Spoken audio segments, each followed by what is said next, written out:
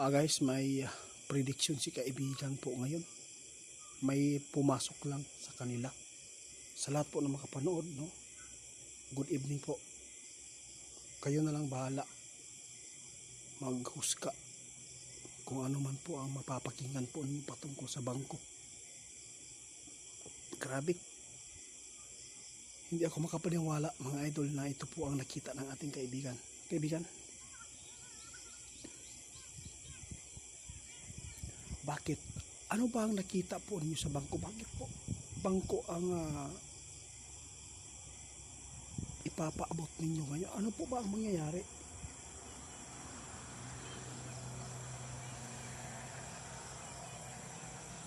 Patay. Guys, may prediction si kaibigan, ha. Tandaan lang ninyo ito. May prediction si kaibigan na may bangko na babankrupt, na mak-close.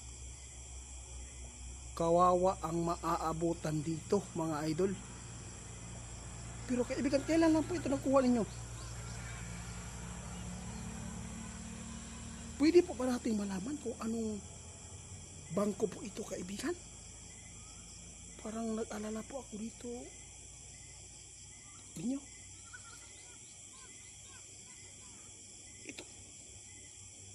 Grabe guys. Hindi ko kapaniwala. Grabe mga idol, oh. Grabe lang, hindi ako makapaniwala talaga ito. Guys, babala po. May prediction si kaibigan. May bangko daw na sikat na magsisira at mag-bankrupt. Bakit ano ilan? Nako, ito po ang hindi maganda, mga idol, no? Sana hindi ito mangyari dahil alam naman po ninyo kadalasan po lalo na pag may mga pira tayo na sobra-sobra. Alam na po ninyo kung saan natin na itatabi na safety. Pero itong impormasyon ng ating kaibigan, parang kinikilabutan ako, mga idol. Hindi ako makapaniwala ito. Bihira lang si kaibigan magpaabot ng ganito, mga idol, dahil pumasok ito sa kanila. Prediction ng ating kaibigan, balang araw mayroon pong mabankrupt na bangko. Kawawa ang maaabutan, sabi ng ating kaibigan. Kaya tandaan ninyo, mga idol, yung mga tao nagbabangko dyan, no? Kayo na lang magpasya. Kasi alam naman po natin kapag ang mga mayayaman, no? May mga mayayaman nga na bankrupt, no? Balik uno. Kaya tandaan ninyo ang mga ipinapaabot ng ating kaibigan ngayon. O okay lang, kaibigan. Alam po ba niyo, mga idol, kung bakit ipinapaabot ni kaibigan ito? Baka may mga kunting pira inilagay po inyo dyan para lang may time deposit kayo para sa anak niyo. Pero nakakabahala lang to, kasi alam na po ninyo, hindi natin alam po kung ano ang mangyayari sa loob mismo ng pinaglalagyan natin, di ba? Oo, kontrolado nila. Kontrolado. Mga idol, parang naalala ko yung ipinapaabot ni kaibigan noong ipinapaabot nila na kung may pira ka sa bangko, dapat kunin dahil darating ang panahon na talagang maaberya kapag dumating ang kaguluhan. O yung kaibigan, atos nalaman natin, no? Mga idol, disclaimer.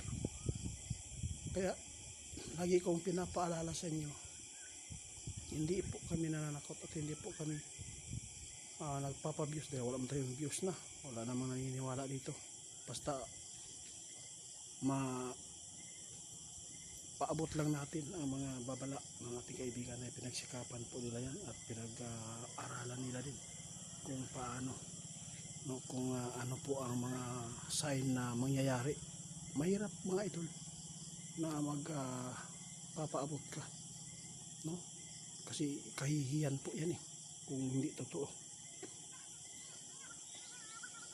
Tandaan lang ninyo mga idol, hindi po makita ng ating kaibigan kung anong bangko ito.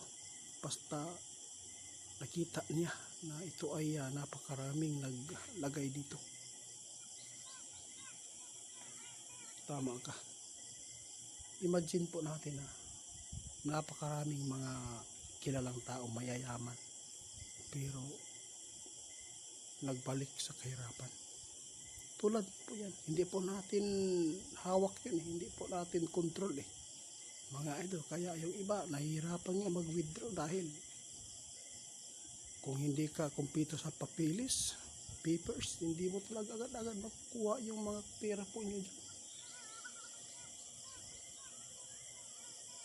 Tama. Kaya hinahinay lang. Hindi po kami nagsasabi na hindi kayo maglagay sa bangko. Maglagay kayo kung sobra-sobra pera nyo. Kung kunti-kunti lang, mas maganda pa ano na lang sa lupa. No? Invest.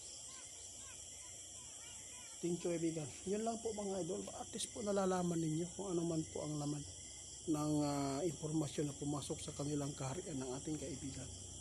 Hanggang dito na lang mga idol. Magandang gabi. Ingat po sa mga nakapakinig sa video ito. Baka may mga pera kayong milyon-milyon na dyan, no?